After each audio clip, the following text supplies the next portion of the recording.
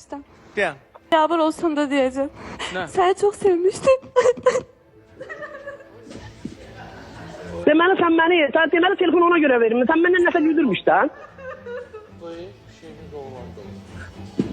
Hələ sevirsən də onu.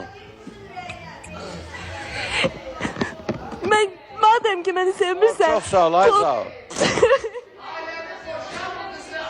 Zahır, çox sağ ol. Rüstem. Hə. Senin o getirdiğin dönerler var ya akşam kimi haramın olsun. Azalışın sən.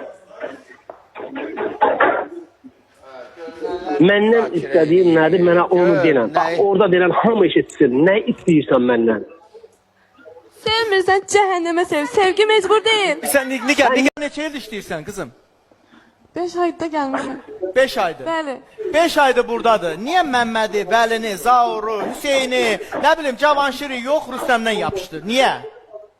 Çünkü Rüstem'in dilleri var ona göre.